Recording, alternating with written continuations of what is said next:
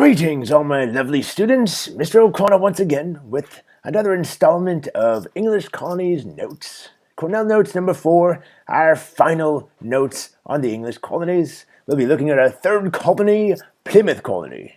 Very good. Shall we get started? And in order to do that, I'm going to drop the accent so I can kind of move along here and keep you guys interested. English Colonies Notes number 4.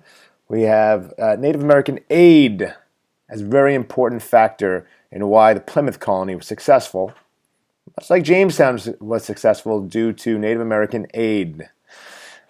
So let's go ahead and jump right in. We got Squanto and Samoset up there. We'll learn more about them in just a little bit. English Colonies Notes ready to rock. And English Colonies Notes number 4, we are going to finish these with an ed puzzle, as we did in a couple of, now at least a couple of our English Colonies Notes. We've done it, and it's worked out great, so let's keep doing it. Our central question, was colonial America a democratic society? Let's keep that in mind. Our objective, students will be able to analyze video in order to examine Plymouth Colony's relationship with Native Americans. Very interesting. Very. Plymouth Colony. I'm sure a lot of you guys have heard about the Mayflower. The Mayflower, the famous ship that carried pilgrims, 102 of them, who were pilgrims, religious separatists, basically people who were looking to get away from the English church because they didn't agree with it. In fact, it wasn't strict enough. 1620, weird people showing up on the shores of America. Very strange, weird, religiously strict people. So I'd like to show you where Plymouth is on this map. Oh, excellent. Plymouth is right here. And in 1620, that's when they finally landed and started setting up their village. And then you have, well, this is actually the first landing of the Mayflower. They stopped here for a bit first. I think some Indians threw some stuff at them and they got out of there. And they came back over here where the Indians kind of left them alone. The Native Americans left them alone for a while. But we'll look into this. Plymouth Colony. The first winter, 45 people die. 45 out of 102. Does this sound familiar? Almost like all the other colonies we've seen so far. Winters are tough. You guys are going to look at the video and find out why. But winters are very tough. The Mayflower leaves. See you later. Before the winter to go get more supplies, and it takes them a while to get back. So it's a tough spot for them to live in again. The Native American Samoset, who's part of the Wampanoag Confederacy that is right close by, eventually walks in.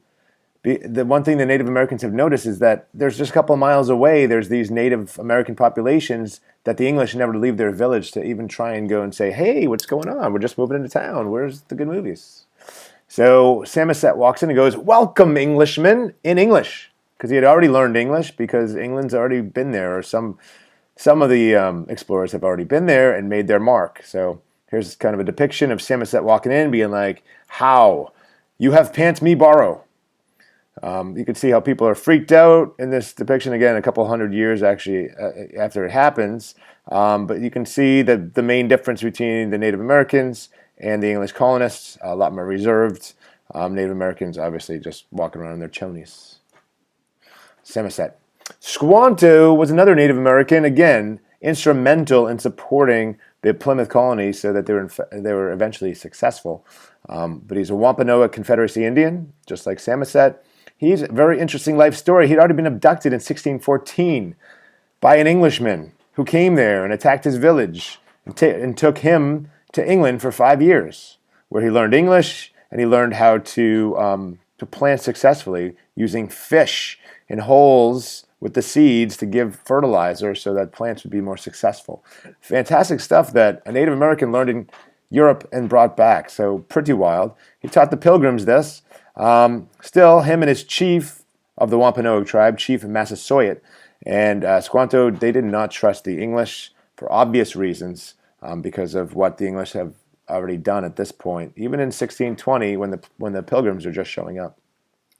So Plymouth Colony is eventually successful. It becomes part of Massachusetts Bay Colony, and we'll look at that. That's about all we need to know for up to this point. Native American help instrumental in saving those silly Englishmen. So let's just take a look at our 3D Game Labs. Now you are supposed to be going into Edpuzzle using Google Sign Up to do Plymouth Colony and the Pilgrims #1. Numero uno. Make sure you do that. Ask questions. Continue taking your notes. Use the concept Plymouth Colony. Pay attention. It's a good video. Shows a lot of good things. And please, whatever you do, please do not get emotional at the end. I know it's the end, but there's always a new beginning. Very good. This is Mr. O'Connor signing off. Thank you for your attention, and Godspeed.